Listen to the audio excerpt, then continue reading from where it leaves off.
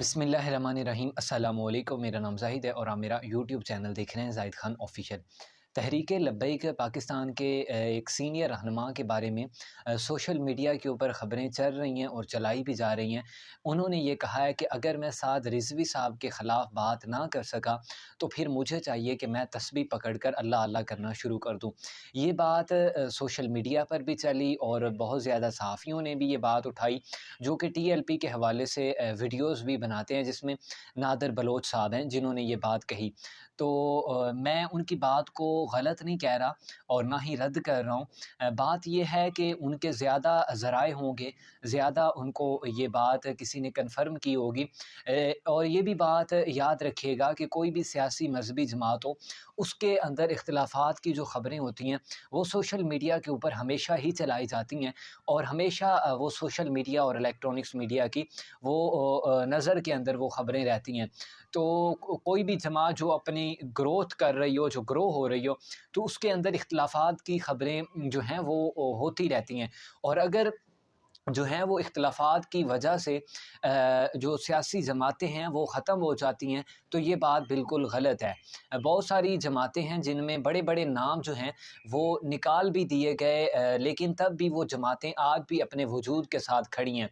और अगर आप तहरीक लब्बैक पाकिस्तान को देख लें, तो तहरीक लब्बैक पाकिस्तान जो थी या तहरीक लब्बैक या रसूल अल्लाह जो थी, ये 3 बड़ी शख्सियात जो थी उन्होंने इसको कायम किया था, जिसमें डॉक्टर अशरफ आसफ़ जलाली थे, अल्लामा ख़ादिम रिज़वी रहमतुल्लाह थे और पीर अफ़ज़ल क़ादरी साहब थे। इन 3 जो लोग थे, इन्होंने तहरीक लब्बैक या रसूल अल्लाह की बुनियाद रखी और ये तीनों जो हैं वो तहरीक लब्बैक पाकिस्तान के अंदर नहीं है इस वक़्त।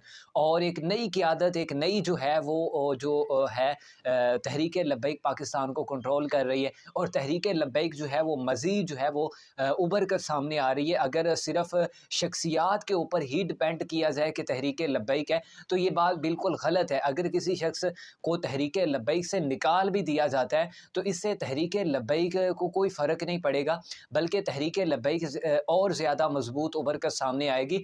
डॉक्टर अशरफ आसफ़ जलाली साहब का जो है वो नाम कितना मशहूर था, लेकिन उन्होंने अपनी एक सियासी जमात बनाई तहरीक लब्बैक इस्लाम के नाम से, तो वो भी नीचे की तरफ गई और पीर अफ़ज़ल क़ादरी साहब वो भी पीछे हट गए और अल्लामा ख़ादिम रिज़वी रहमतुल्लाह का इंतकाल हो गया। तो तब भी साद रिज़वी साहब को भी गिरफ़्तार किया गया, TLP की मेन क़यादत को भी गिरफ़्तार किया गया। फिर भी TLP ने एहतजाज किया, मार्च किया और मार्च के अंदर कामयाब हुई और तहरीक लब्बैक के साथ मुज़ाकरात भी किए गए।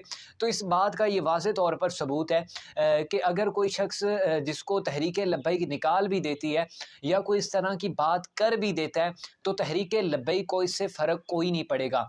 और दूसरे एक अहम पहलू पर ये बात करते हैं कि ये बात सोशल मीडिया पर ही गर्दिश की गई, बल्कि इलेक्ट्रॉनिक्स मीडिया पर फ़वाद चौधरी साहब ने ये कहा था कि जिस तरह सुन्नी तहरीक पुरतशद्दद थी, शिद्दत पसंद थी, तहरीक लब्बैक से ज़्यादा थी जब TLP को बैन किया गया था, तो उस वक़्त फ़वाद चौधरी साहब ने ये बात कही थी।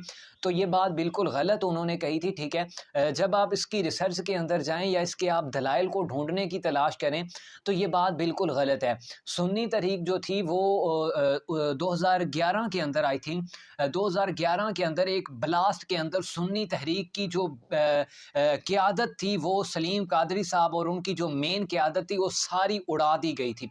जब एक जमात की सारी मेन क़यादत ही उस धमाके के अंदर हलाक हो जाए, तो फिर उस वक़्त ये तालिबान के जो मामलात थे ये भी चल रहे थे और पाकिस्तान के अंदर उस वक़्त दहशतगर्दी भी उरूज पर थी। तो जो सुन्नी तहरीक थी ये ख़ुद ही थोड़ी सी पीछे हट गई थी और सुन्नी तहरीक जो थी वो आगे जो थी वो नहीं पहुँच पाई थी। और सुन्नी तहरीक के जो नारे थे वो भी आपको शायद पता होंगे। सुन्नी तहरीक के नारे मसाजिद का तलफ़्फ़ुज़ करना और इसी तरह उलमा का, उलमा अहले सुन्नत का, ये था। उनके जो मज़हबी मामलात थे उनकी ये सोच ही नहीं थी कि उन्होंने इक़्तिदार के अंदर आना है, उन्होंने प्राइम मिनिस्टर तक जाना है, उन्होंने प्रेसिडेंट तक जाना है। और उन्होंने कभी तहरीक लब्बैक की तरह वोट बैंक नहीं लिया था, जितना 22 लाख वोट जो थे वो तहरीक लब्बैक ने 2018 के इलेक्शन के अंदर लिए हैं। और उनका कोई आई थिंक MPA भी नहीं था जो कि असम्बली के अंदर हो। TLP के तो 3 असम्बली के अंदर MPA इस वक्त भी मौजूद हैं। तो तहरीक लब्बैक जो है इसको ख़त्म करना या इसके ख़िलाफ़ साजिशें करना, ये साजिशें करने वाले और ख़त्म करने वाले ख़ुद ही ख़त्म हो जाएंगे। तहरीक लब्बैक जो है वो मज़ीद कामयाब होती रहेगी इंशाअल्लाह। इसके हवाले से आगे जो भी TLP के हवाले से अपडेट आएगी वो आपके साथ ज़रूर शेयर करूँगा। मिलते हैं न्यू वीडियो के साथ, तब तक के लिए अल्लाह हाफ़िज़।